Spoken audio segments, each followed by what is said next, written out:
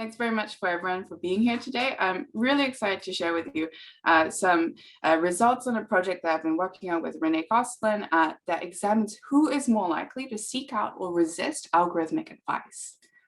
So let's imagine the situation of Joe the manager. Joe is a warehouse manager, maybe in a warehouse similar to Jenna's, for a distribution facility for a popular e-tailer. Joe's a quick thinker and he trusts his intuition to serve him during the workday.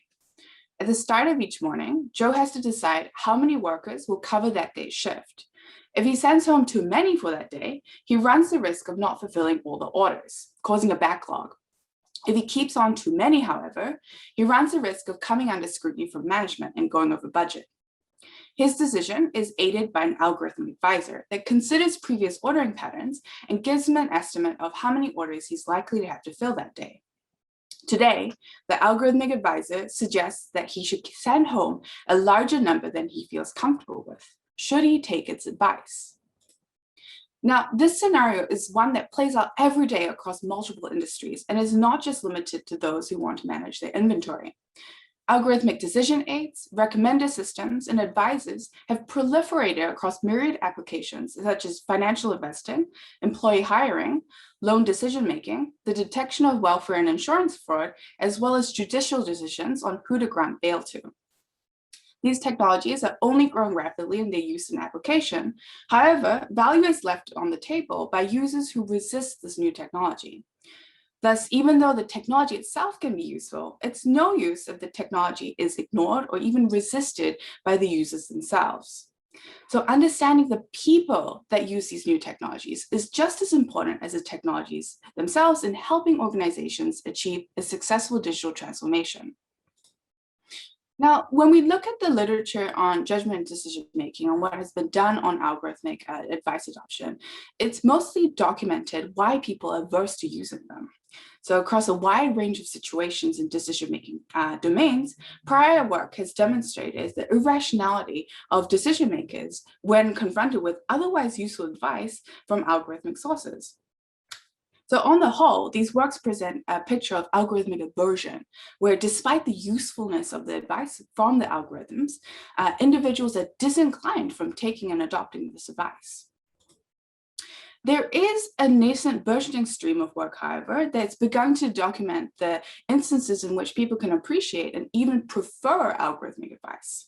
So even when presented with exactly the same advice, framed as being from either a human or an algorithm, or these works find that a preference and a greater adoption of advice from algorithmic sources. And these works contrastingly present a picture of what is called algorithmic appreciation. What could drive these mixed results?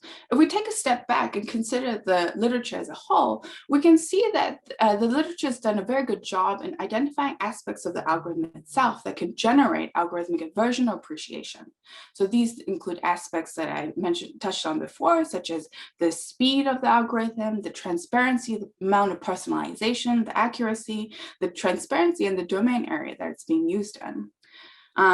And although they do a fantastic job of outlining the conditions in which people in general would respond to a particular kind of algorithm, much less is known about the people themselves who might seek out or even resist these advice sources. Thus, the next frontier in the space of algorithmic aversion lies in understanding the traits of the user. What about the user?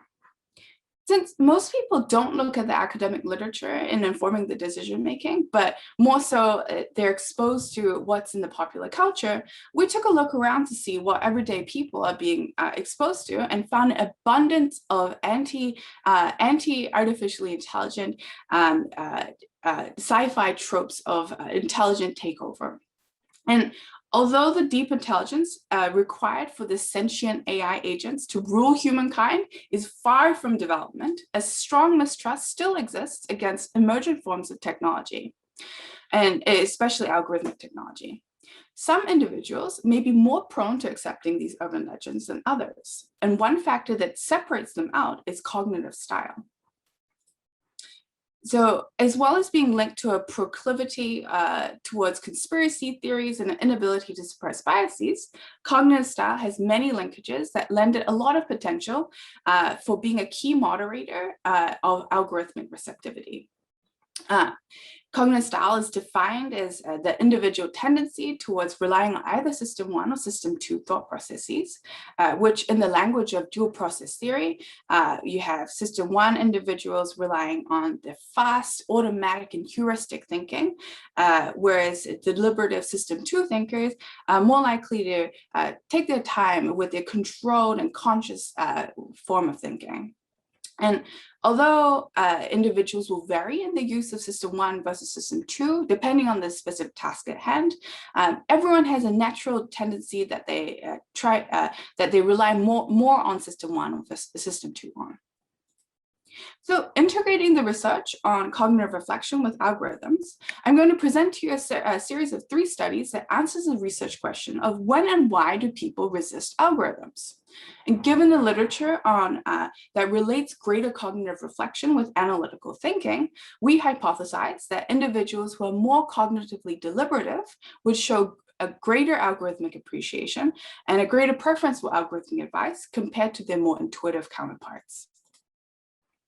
So just going over the theory very quickly, prior research has detailed the great mistrust that individuals on average hold against novel forms of technology. These negative biases against emergent technologies may cause less deliberative individuals to avoid trying new forms of algorithmic advice, whereas their more deliberative counterparts may be more able to suppress these biases and reap the benefits. Thus, given what we know about deliberative thinkers and their proclivity towards open-minded thinking and their generalized appreciation for advice, we hypothesize that deliberative individuals would appreciate algorithmic advice more so than intuitive ones. The question naturally becomes why? What's driving this effect? So what we do know is that deliberative individuals rely on a systematic processing of information, similar to what an algorithm would do. We also know that deliberative thinkers tend to rely more on probabilities and update their information accordingly, and they have an increased belief in science. And so we hypothesize that deliberative individuals would appreciate algorithms more because they perceive the algorithms as generating advice that would be more accurate. In order to test this, my co-author and I ran a series of studies that investigated the relationship between cognitive style and algorithmic aversion. In the interest of time, I'll be sharing with you a subset of the 11 studies that we've run so far, but the effect is robust and consistent across all the studies separately. And in the spirit of trying to increase the rigor and transparency of our work, we pre-registered all the latter studies, and you can read about our exclusion criteria in this exemplar below. So in order to test this, we asked participants on Amazon's Mechanical Turk to participate in a hypothetical decision-making scenario. They first took the cognitive reflection test. And this is a 3-item test that has more predictive power than 2.5 hours of cognitive testing, including SAT scores. And the test is made up of 3 questions that have an intuitive but incorrect answer that must be overcome in order to reach the correct result. So after they took the test, they were introduced to a decision-making scenario where they were asked to imagine themselves as seeking advice on how to best manage a portfolio of financial assets. After they after they read about the scenario, they chose the amount of advice they want to receive between a algorithmic versus a human advisor, where they were told explicitly the quality of the advice would be the same. And then they answered post-survey questionnaires that included relevant control variables, such as their prior experience with our AI, as well as their comfort with technology and others, and demographic factors. So what did we find? We found that greater deliberative thinking was related to an increased preference for algorithmic advice. This was relatively robust, even after controlling for other relevant factors, such as prior experience with AI, comfort with technology, social anxiety, which we thought could predict people not wanting to talk to another person, as well as big 5 personality variables, such as agreeableness, conscientiousness, and extroversion and openness were the ones that we're most interested in. This also replicated with and without demographic control variables. So to sum up very quickly, more cognitively reflective individuals prefer greater advice from algorithmic versus human advisors, whereas more intuitive individuals actually prefer greater advice from the human as opposed to the algorithmic advisor. And this relationship was addressed after, even with controls.